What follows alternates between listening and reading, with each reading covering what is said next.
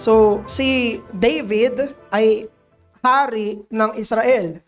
Pero alam natin, bago siya naging hari ng Israel, ang occupation niya, yung trabaho niya ay isang pastol. David was a shepherd bago siya maging hari. Si David, nung kinalaban niya si Goliath, ang trabaho niya, ang job description niya ay isang pastol. At sa pamamagitan ng trabaho niya na pagiging pastol, nag-aalaga ng mga tupa, doon niya na-realize yung relasyon niya sa Diyos. Doon niya na-realize na para pala siyang isang tupa at yung Diyos ay parang isang pastol. So meron ditong diwa na naiisip to ni David bilang isang shepherd. Kung ano yung ginagawa niya sa mga tupa niya, ganun yung ginagawa ng Diyos sa kanya. Nasa perspective ito ng pagiging isang pastol, alam niya yung ginagawa ng pastol, pero nasa perspective din ito ng pagiging isang tupa. Dahil alam niya rin yung ginagawa sa tupa. Alam niya kung ano yung perspective ng isang tupa kapag nakatingin siya sa kanyang pastol. So, bago ko idiretso ito, maganda rin na makontemplate natin, no? Lalo na kapag meron tayong mga relationships at trabaho na relational, pwede nating isipin yung relasyon natin sa Diyos sa pamamagitan nun. Kunyari, sa inyong mga magulang, isipin nyo, kayo rin ay anak at ang Diyos ang inyong magulang. Sa inyo naman ang mga guro, isipin nyo rin na kayo estudyante, ang Diyos ang inyong guro. So, ganun inisip ni David yung relasyon niya sa Diyos. Inisip niya, itong ginagawa ko sa tupa, ito rin pala yung ginagawa ng Panginoon sa akin. At ang mga tupa, meron silang mga karakteristik na very unique. Yung mga tupa ay merong karakteristik na parang tayo na mga Kristiyano. Ang mga tupa ay merong mob instinct. Ibig sabihin, kung ano yung ginagawa ng ibang tupa, yun yung ginagawa nila. Ang mga tupa ay matatakutin din. They are fearful. Konting kibot lang, sila na ay nababahala. Diba, ganon din tayo. Ang mga tupa ay stubborn. Sila ay matigas ang ulo. Hindi mo mabilis na mapapasunod. Ganon din tayo. Ang mga tupa, hindi nila kayang alagaan yung mga sarili nila. Napakinggan na natin many times. Mga tupa, isa sa mga hayop, na parang walang defense mechanism. Ang mga ibang hayop, meron silang paraan para protektahan yung mga sarili nila. Pero mga tupa, they can't. Kailangan merong magpoprotekta sa kanila. May mag-aalaga sa kanila. They are very dependent na mga creatures. Kailangan nila na merong atensyon, may pag-aalaga, may pag-aaruga, more than any kind of livestock. Hindi sila pwedeng pabayaan lang sa wild, tapos iisipin mo mabubuhay yan. Hindi. Kailangan may nakatingin, may nag-aalaga sa kanila. At ganyan ang mga sheep. Sila'y dependent creatures. Kailangan nilang dalhin sila kung saan makakakain. Dalhin sila kung saan sila makakainom. Kailangan silang protektahan mula sa mga mababangis na hayop. Ganon din tayo. Yung tinuturo ni David dito sa Psalm 23 na parang yung shepherd palagi yung may ginagawa dun sa sheep. Yung sheep, it cannot survive alone. Ang tupa ay hindi kayang mabuhay sa sarili niya. At yun yung tinuturo sa mga Kristiyano. Ang mga Kristiyano, they cannot survive alone without God. Hindi sila pwedeng mabuhay na sila lang, independent siya without God. Kaya ang Diyos ay parang isang pastol sa akin, sabi ni David. Ako na hindi ko kayang mabuhay ng ako lang, meron akong Diyos na pastol na nagpo-provide at nagbibigay sa akin ng kakontentuhan. Si Spurgeon, meron siyang comment dito sa Psalm 23 regarding sa verse 1. Tinagalog ko na. Ito yung sinabi ni Spurgeon. Hindi ko man makuha ang lahat ng kahilingan ko, hindi ako magkukulang. Ang iba man ay mas maraming salapi kaysa sa akin. Ang ibang tao man ay mas matalino sa akin, hindi ako magkukulang.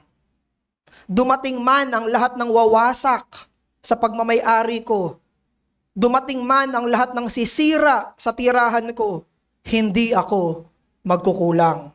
Tumanda man ako at manghina, hindi ako magkukulang.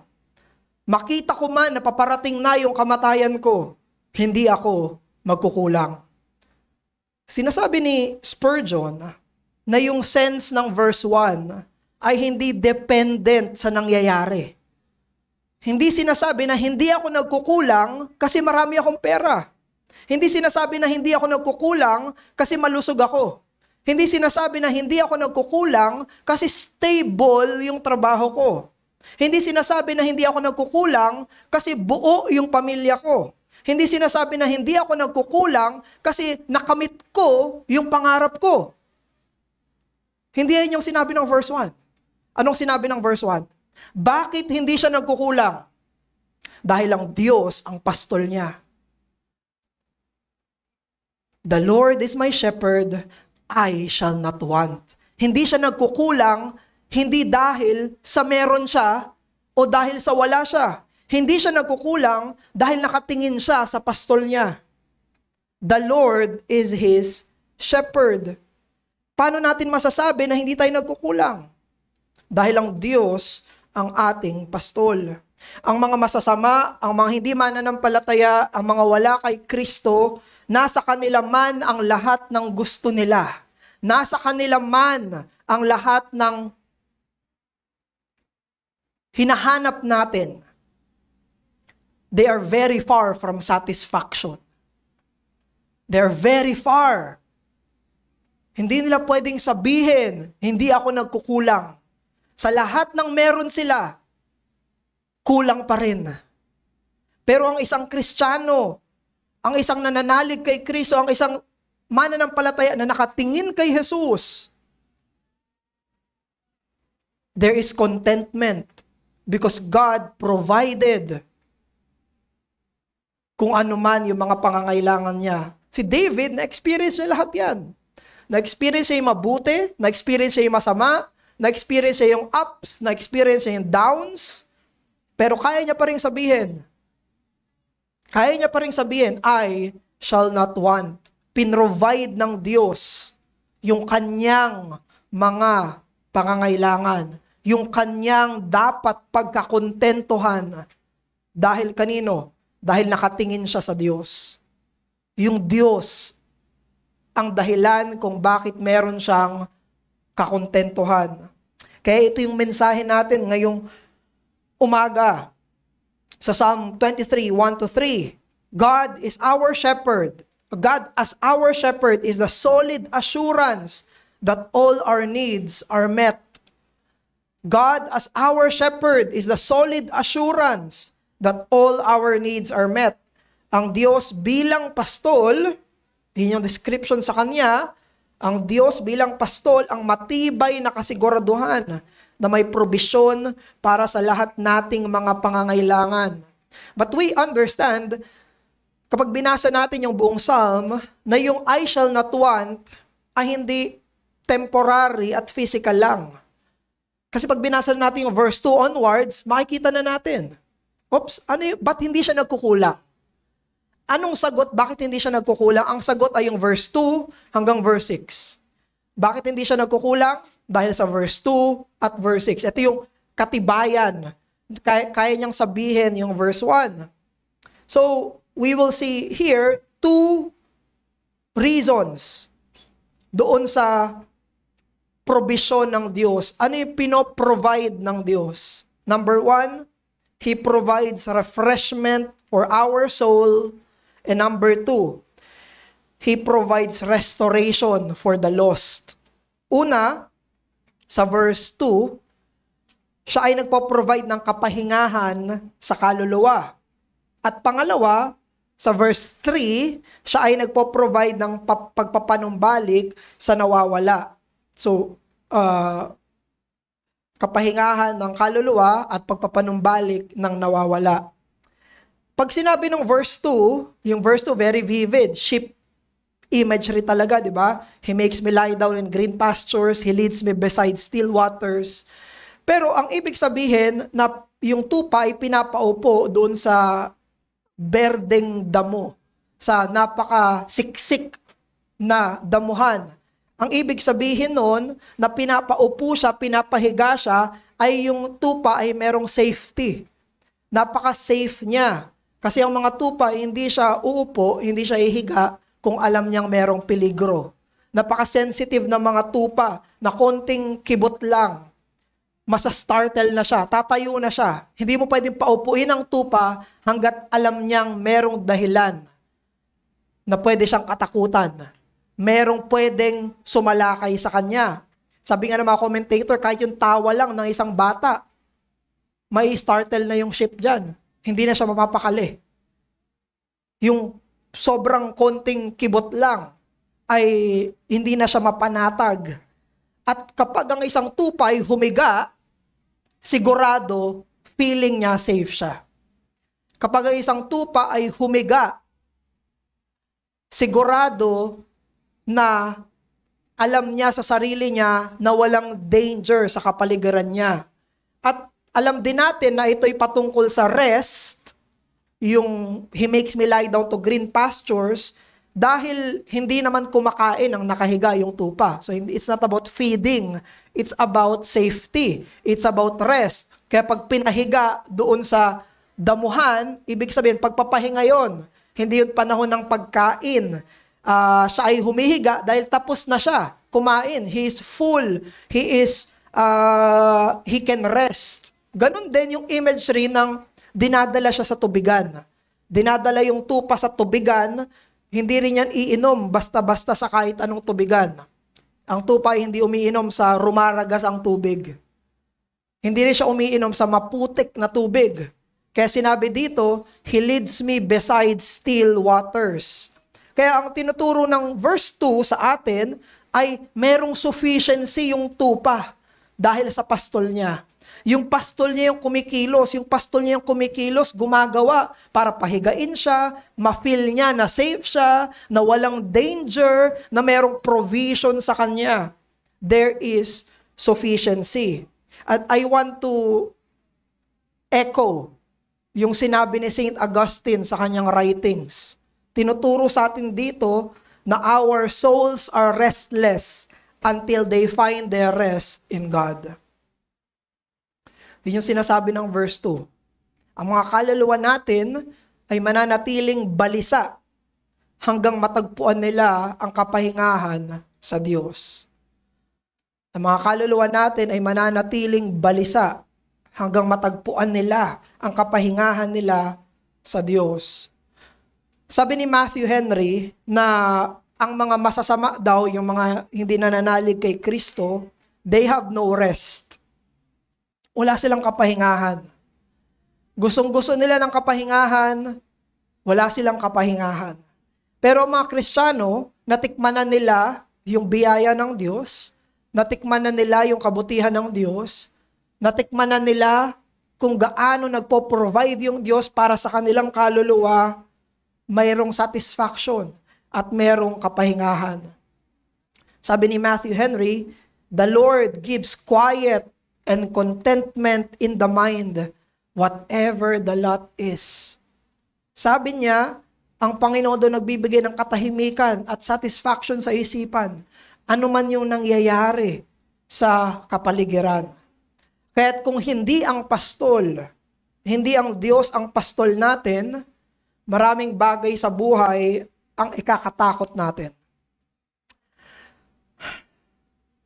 Alam nyo ba na maging yung mga kabataan may kinatatakutan? Mga kabataan, alam nyo ba na yung mga mas matatanda sa inyo may kinatatakutan din? Mga kababaihan, alam nyo ba na yung mga kalalakihan ay may kinatatakutan din? They fear. Mga kalalakihan, siguro alam nyo na. Yung mga kababaihan ay may maraming kinatatakutan din. Ang mga magulang natin ay merong kinatatakutan din. Lahat tayo ay merong kinatatakutan. Kaya kung hindi ang pastol natin ay ang Diyos, ang lahat ng mga kabalisaan na yan, ang bubuo sa buhay natin. We cannot lie down because of those fears. At walang kahit ano dito sa mundong to ang pwedeng magbigay sa atin ng kapahingahan.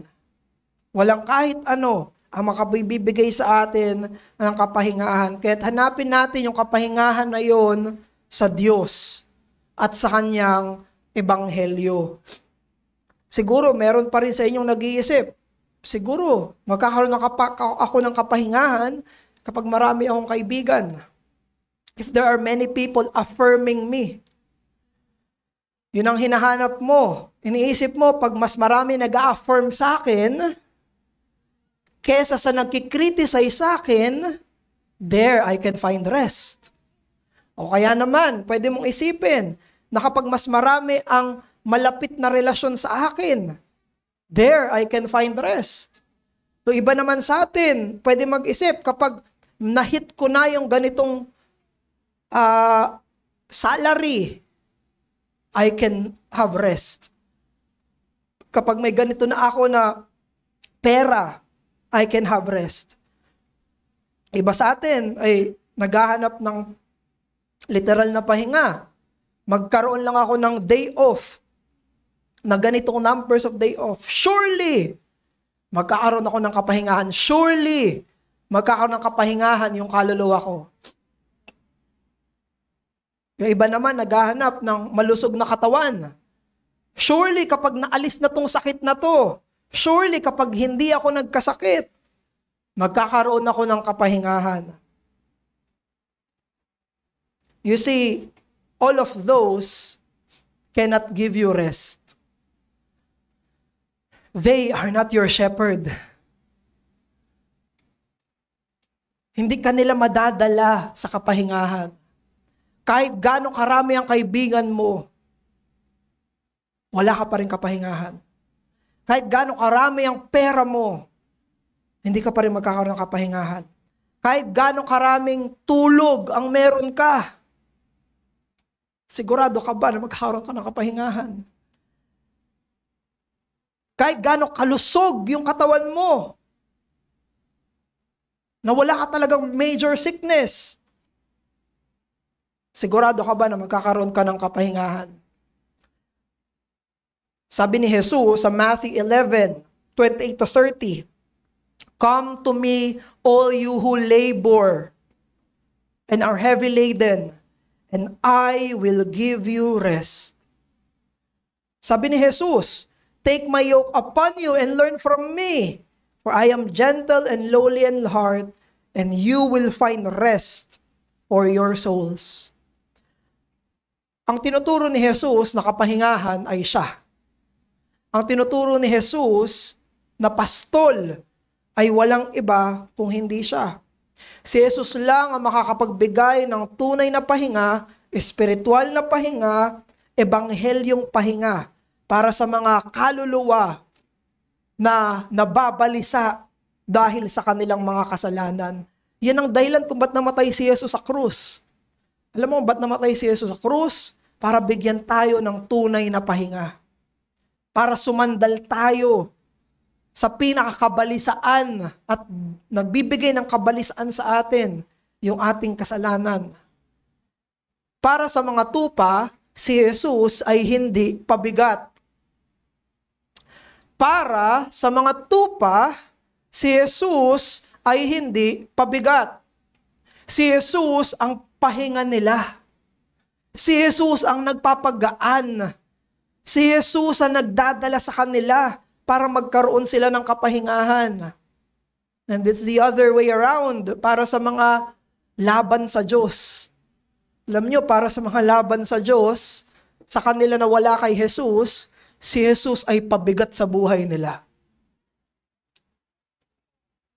Pero para sa mga tunay na tupa, para sa kanila, na mga tunay na nakakaintindi kung sino siya sa ginawa niya sa krus at patuloy na ginagawa niya, si Jesus ang kanilang kapahingahan.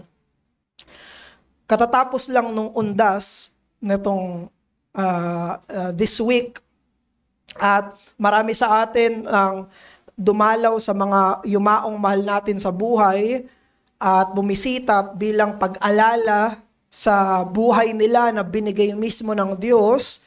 Pero merong Filipino idea tayo na ang mga pumanaw lang ang payapa. Meron tayong wordings, Filipino words, na panatag na yung kaluluwa ng mga pumanaw na. Kaya meron tayong term, isang euphemism. Ibig sabihin, ginagamit natin ito para pababawin yung mabigat na katotohanan ng kamatayan. Ang tawag natin sa mga namatay ay namayapa. Yung term na namayapa, euphemism yan. Pero anong ibig sabihin? Anong root word nung namayapa? Payapa, kapayapaan, rest, peace, and satisfaction. Ang iniisip ng mga Pilipino, na kapag namatay na yung isang tao, payapa na siya. Na kapag namatay ang isang tao, resting na siya. Na romanticized idea ito na kapag tumigil na ang buhay ko, payapa na ako. Alam nyo, yan ang ginagamit na comfort ng mga gusto mag-suicide. Sila na mga bigat sa buhay, sila na mga talagang nahihirapan na sa buhay. Iniisip nila, kapag namatay ako, payapa na ako. May ganong romanticized idea sa usapin ng kamatayan. At it echoes sa ating Filipino language. Pero alam natin na kapag ang isang tao ay namatay, kung wala si Kristo sa kanya, kung wala ang ebanghelyo sa kanya, hindi siya namayapa. Pero ganun din, gustong alalahanin natin, na kung tayo ay nabubuhay, pero tayo ay may Kristo, tayo ang tunay na payapa. Hindi mo kailangan mamatay ka muna bago ka magkaroon ng kapayapaan. Pwedeng buhay ka pa at meron ka ng kapayapaan. Pwedeng humihinga ka pa pero meron ka ng tunay na kapahingahan. Huwag mong isipin na kapag namatay ka na, dun ka lang magkakaroon ng kapayapaan. Hindi yan ang sinabi ni David sa Psalm 23 verse 2. Sabi niya, He makes me to lie down in green pastures. He leads me beside still waters. There is peace. There is rest. Huwag nating isipin na yung idea na ganun. Na kapag katapos ng buhay na ito, dun lang meron. Dahil ang sinabi ng Biblia, sinasabi ng Ebanghelyo, kung meron kang Jesus ngayon, may kapayapaan ka. Kung meron kang Jesus ngayon, meron kang tunay na kapahingahan. Ngayon mo siya hanapin. Ngayon mo siya tignan. Ngayon ka sa Kanya sumandal mismo habang ikaw ay nabubuhay pa. Huwag nating isipin ang mga patay, sila ang may kapahingahan. Hindi. Silang mga may Kristo. Sila ang merong kapahingahan. So while you're still alive, find your soul's rest in Jesus. Pangalawa, pagpapanumbalik sa mga nawawala. Sa verse 3, anong sinabi dito? He restores my soul. He leads me in the path of righteousness for His name's sake. Yun ang sinabi ng verse 3. Now, merong options dun sa unang clause, sinabi doon, He restores my soul. May dalawang interpretation dito. Yung He restores my soul ay kadikit ng verse 2 na regarding sa rest, kasi pwedeng ganun na binigyan ako ng pahinga, therefore restored ako. Ibig sabihin, nakapagpahinga ako. Pwede rin naman na yung He restore my soul ay connected sa verse 3. B, kung saan sinabi, He leads me to the path of righteousness. Na ibig sabihin, naliligaw na nanumbalik. So, and I believe na ito ay connected doon sa same verse niya. Ito ay related hindi sa verse 2, kung hindi doon sa verse 3. Nung sinabi na He restores my soul, Ang ibig sabihin ay pinanumbalik niya ako mula sa pagkaligaw. Wala ako sa tamang direksyon, binalik niya ako sa tamang direksyon. Sa direksyon ng katuwiran. So sinasabi sa atin dito na ang Diyos ang nag-guide sa tamang daan. There is restoring grace for the wandering, bringing them back to the path of God. Na merong biyaya yung Diyos na nagpapanumbalik sa mga naliligaw. Na binabalik sila sa landas ng Diyos. Now, yung pagkaligaw, meron tayong cultural idea na ito yung mga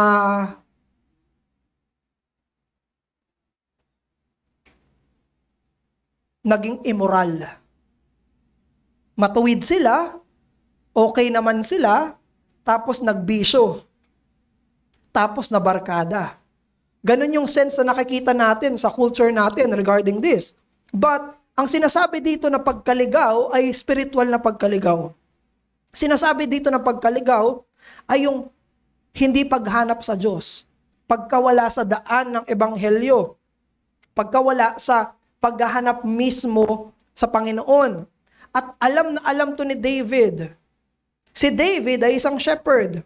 Alam niya na ang isang tupa ay madaling maligaw. Pupunta siya sa kung saan-saan. At hindi niya na kayang bumalik sa sarili niya. Kaya yung shepherd, ang gagawin niya, siya ay maghahanap. Sasaliksikin niya talaga, ipupurso niya itong tupang nawawala. At nakita ni David yung sarili niya. Nakita ni David yung sarili niya sa tupang ito. Nakita ni David yung sarili niya na ako rin, parang tupa na naliligaw. Naalala nyo, nagkasala si David? Naalala nyo yung kay Bathsheba?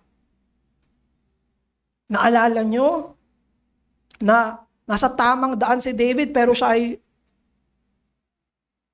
nawala sa tamang landas? Naalala ni David yun. Sabi niya, ako yun. Para akong tupa na naligaw. Pero, hindi tumigil yung Diyos. Nagpadala yung Diyos ng isang prophet, Nathan. At siya ay kinausap. At siya ay binalik.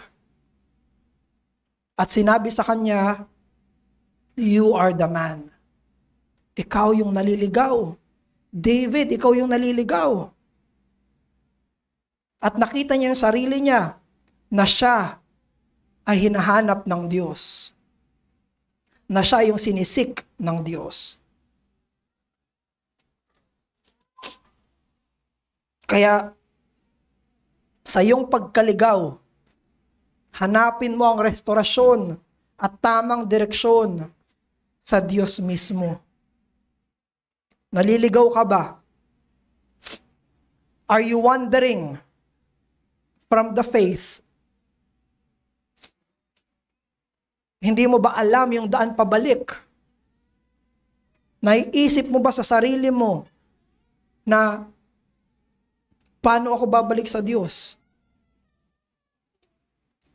Masyado ka na bang napalayo sa Diyos na hindi mo na maalala yung daan kung paano ka nawala? Hindi mo na ba makita yung Diyos sa buhay mo? Na parang napakalayo niya na. Yan yung diwa ng pagkakaligaw. Pero alam nyo, merong mabuting balita. Merong mabuting balita. At ang mabuting balita ay pinupurso ka ng Diyos. Ang mabuting balita ay hinahanap ka ng Diyos. Ang mabuting balita, ang Diyos ang gustong bumalik ka at ibabalik ka niya. Iba't ibang paraan yung ginagawa ng Diyos. I can think of 2 ways kung paano tayo binabalik ng Diyos. Una ay providential ways. Halatang halata na, may mga nangyayari sa buhay mo na senyas na. Pinapaalam na sa'yo ng Diyos, may mga naranasan ka nitong mga nakaraang buwan, may naranasan ka nitong linggo, may mga binibigay yung Diyos na mga karanasan sa'yo. At lahat ng iyon ay tumatawag sa'yo. Bumalik ka. Yun mismo ang kamay ng Diyos, yung mga kaganapan na yun na nangyayari sa buhay mo, lahat ng yun ay ginagamit ng Diyos. Tara, bumalik ka na. Yun ang Diyos na pinupurso ka. Diyos na naghahanap sa iyo mismo. Pero there's another way para makita natin na hinahanap ka ng Diyos. And that is the cross of the Lord Jesus. Pag tinignan mo ang cross ni Jesus, yan ang tunay na katibayan na tayo ay hinahanap niya. Yan yung sinabi sa Mark, sinabi sa Gospels. Sinabi doon, I came to seek and to save that which was lost. And He gives His life as a ransom for many. Ano ibig sabihin? Yung kamatayan ni Jesus ay paghahanap sa mga makasalanan. Yung krus ni Jesus ay senyas, it's a sign.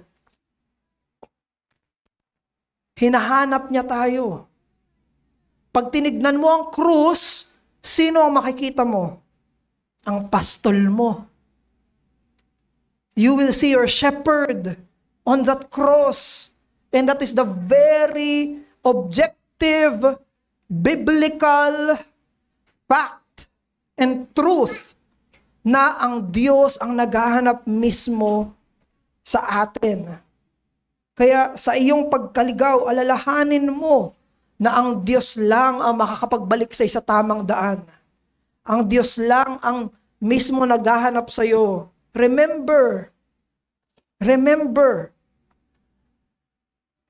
At para sa atin naman, na mga natagpuan na, sa atin naman na mga found na. Kasi either you are lost or you have been found.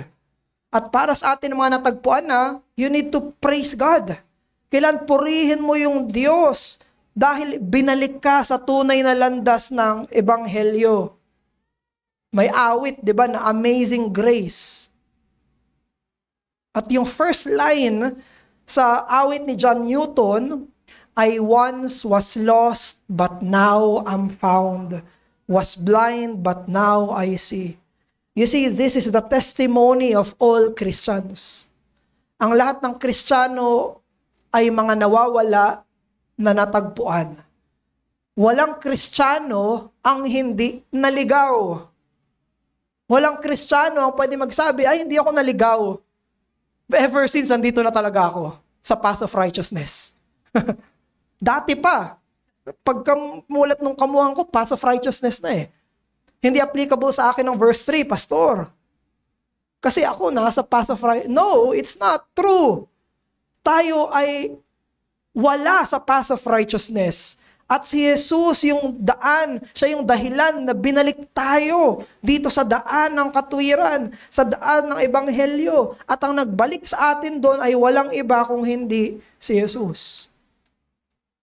Ito yung aaminin natin, ito yung ko-confess natin. Tayo ay naligaw dahil sa sarili natin. At tayo ay nanumbalik dahil kay Jesus lang. That's our confession. That's our confession. Naligaw ako dahil sa akin. Pero nanumbalik ako, hindi dahil sa akin, kung hindi dahil mismo sa Panginoong Jesucristo.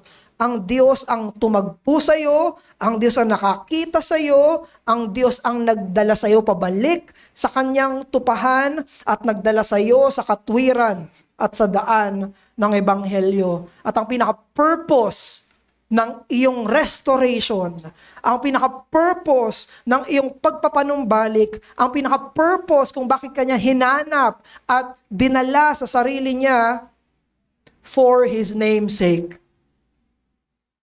For His name's sake. Para siya ay purihin mo.